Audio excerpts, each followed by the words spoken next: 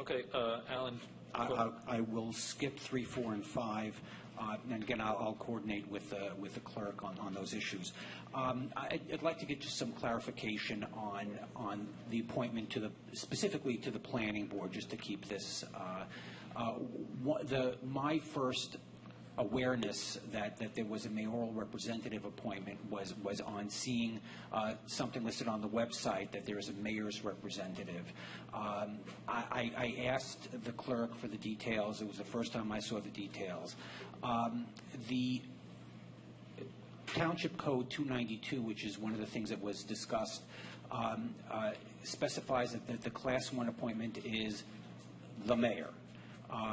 There is a state statute, 4055D23, which specifies that we have the opportunity to add a designee, or to have them in our council manager form of government, to have the manager serve. The job description of the mayor in Section 213, which was not in Mr. Rupp's memo, indicates in its 120-odd words that the mayor shall appoint the members of and fill vacancies in the library board, shall appoint the Class 2 member of the planning board, and shall sit as the Class 1 member of the planning board. Not stand, not lie down, not jump, sit. And I think that's an inherent part of that job description. And I think what also concerns me is that the nature of this letter indicated that that they should go to the clerk and to the secretary of the planning board. I think that the township council as a whole should be notified. We have an opportunity to make changes, just as we did.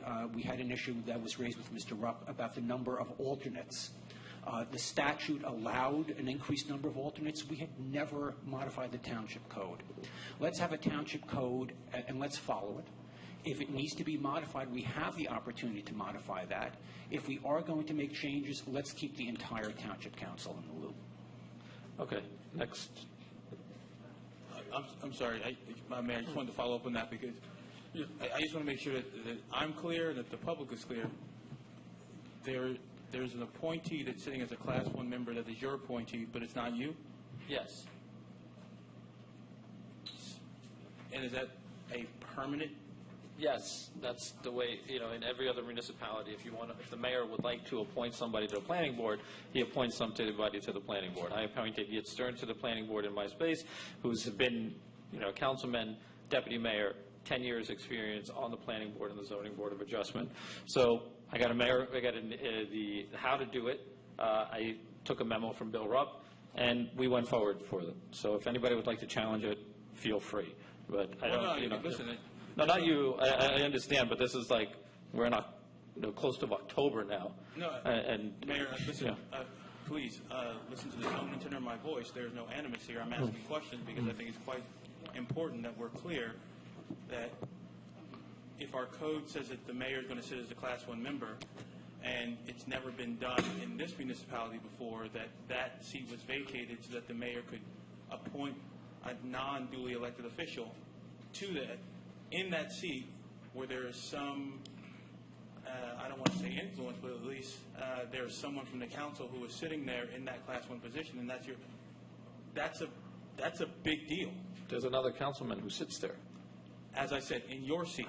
No, there's another councilman who sits on the board. I understand that. Who was duly appointed as a Class 3 member. Duly appointed as a Class 3.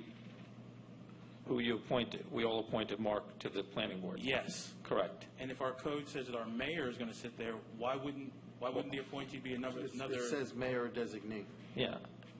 See, it says mayor or designee. If I can say, The problem is it doesn't say the mayor or the mayor designee. It says two words, the mayor and mayor. And it's entirely unambiguous. And perhaps we can get some explanation from the attorney for why not only this was done, this matter, but why the council was not brought into the loop in this matter. Particularly for a statutory board. 100%. This is a statutory board. It's amazing. Not, No, Bill, I think that if somebody wants to challenge this, let them challenge it. And I want the public to be here to understand what's going on here. This is political theater, right?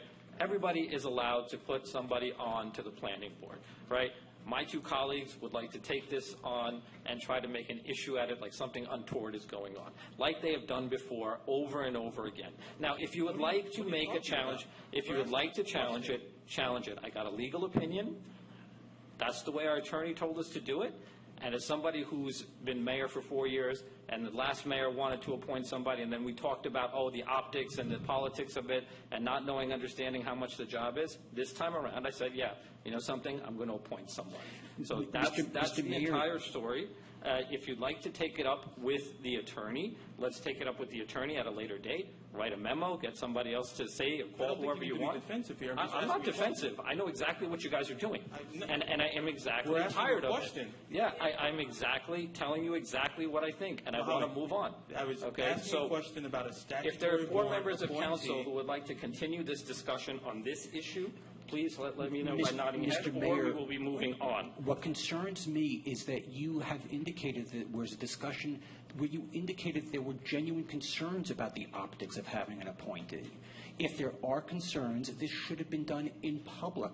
And the fact that there were no optics, that nobody saw what was going on, that nobody was notified, not a single township council member received notification that this is what was being done. Yes, is now, not And look, I think this that we is need exactly, to have, okay, we need I to have understand. some Do we have modicum four of members respect, of council of respect who would for like the to move on to this? Do we have 4 members of council who would like to continue this discussion? Do you have 4 nodding heads? No. Okay. We're moving on to the next item. Mr. Attorney, can I just get an explanation of your actions on No, this we're matter? moving on. Mr. Sohn, Councilman Sohn, How your do we- Voci My Park next question restroom is- Mayor, how do we move on? You know, it's Councilman very Stone has simple. a question No, that you were about to get an opinion this from the is mayor. not, or, this excuse is me, not, from, we have 4 members, we are a body of 7, and we do not have 4 members of council. But this didn't who are come some- before the excuse me, body of excuse me, 7. you know. This never came Who made before the the body decision? of 7. One person unilaterally No, yes, took but one action. person that One was voted person in as was mayor there. was allowed to take that Who were point. the other 3 who And- voted? Who were the other 3 who voted to take that action?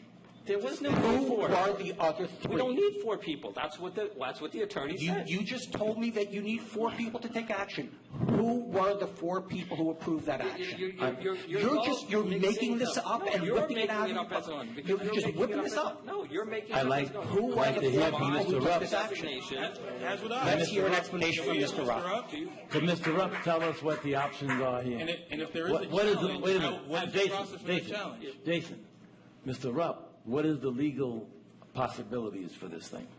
In the state of New Jersey, the legislature is supreme in terms of powers to a municipality. You have the right to establish a planning board. If you establish the planning board, the Municipal Land Use Act tells you how to do it. It gives you some options, but not complete options. The statute governs the membership on the planning board. The governing body here has determined that your Class 1 member shall be the mayor and not the manager. When you've done that, the statute then says, and it preempts local ordinances, that the mayor or his designee, it does not require council action, it is the mayor's choice to establish a designee in his absence. And that's exactly what was happened here.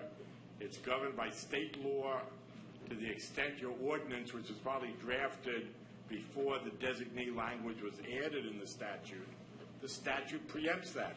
You have no choice on that matter other than changing your ordinance so that it's the manager, not the mayor. Mr. Rupp, with the number of alternates, again, the township code was not changed. We had the opportunity to make the change, and we did. We recognized that this was something that should be implemented through a change to the township code, not insisting that there's a preemption from state law. Why did we not do that? We asked for the legal opinion. He said it's a possibility to do it that way. Let's move on. Whether it's the mayor or the mayor's designee, that's under the statute. Your only choice was to have the mayor or the manager. That's your only choice. And we could accept that choice, but we did not in the township code. You did. You selected the mayor. Once you've done that, the statute governs the mayor can designate on his own a designee to serve in his absence. Thank you. Moving on. Voci Park restroom options.